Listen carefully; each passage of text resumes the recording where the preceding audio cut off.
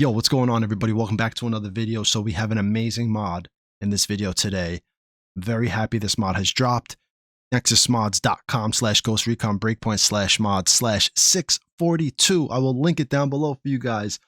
Auto rotation removal. That is right, ladies and gentlemen. If you've ever realized, and it wasn't like this when the game first came out, they added this along with the little bunny step that you do now when you go from standing still to moving.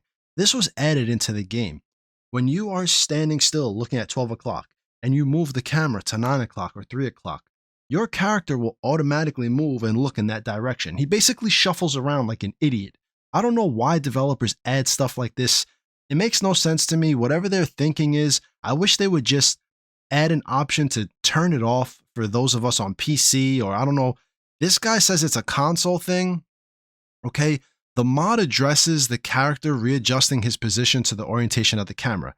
This is a constant problem because it systematically breaks your stride. We have a neck precisely for that purpose. Yes, we do, so that you can move your body in a direction when panning to assess a situation remaining in flow of movement. Okay, this is a byproduct of a disastrously stupid idea of crossplay. For some reason, all development has to revolve around the limits of consoles and their joystick controllers. I don't even understand why the joystick has to do with it. I don't know. Nothing could be more counteractive than needing the attributes of an apex predator, but with the body function of a penguin.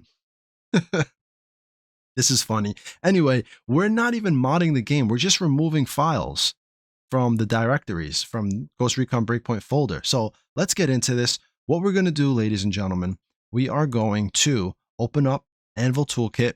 We're going to look for Data PC Patch 01, right? So Data PC Patch 01 is down here somewhere. Data PC Patch 01 right here. Data PC Patch 01.forge. What we're going to do is we are going to unpack the selected forge file. When we unpack the selected forge file, then we are going to see this screen right here. Now we're looking to unpack db container entry ... It is the second file right here, db container entry ... We are going to unpack this.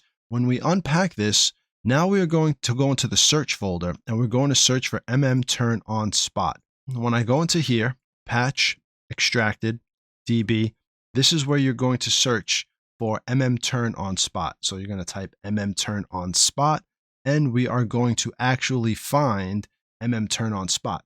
There are 8 files. You are going to delete all of them. You can cut them and paste them into a different folder if you want to save them. That is the first part.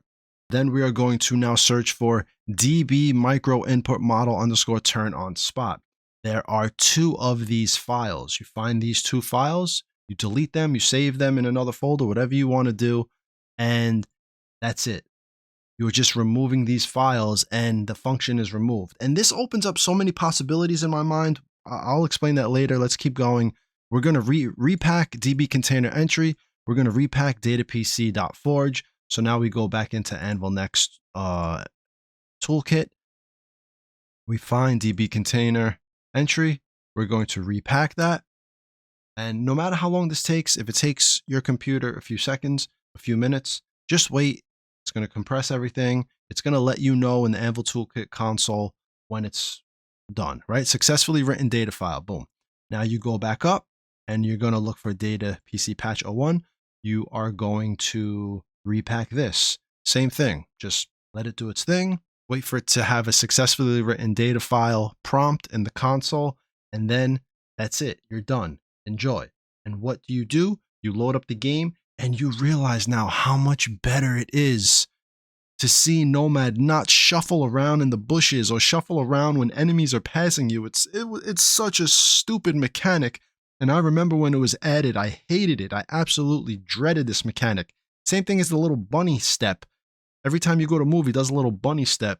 I'm hoping that in the future, finding this type of stuff will be able to change Nomad's animations when it comes to when there are enemies near you. You know, there's 2 different sets of animations. There's the animation where there's no one near you, and then there's the animation where people are near you.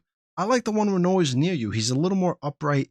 It's a little more fluid. It seems a little more lifelike, a little more realistic. I like those animations.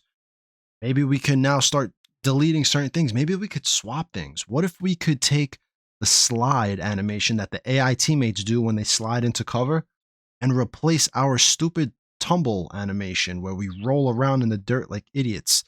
If these guys can find this and figure out how to remove it to do that, maybe we can start swapping things as well. Now, granted, this October makes 5 years since this game has come out. The game is basically old at this point, but it's still the only Ghost Recon game we have outside of Wildlands that is relevant at this point.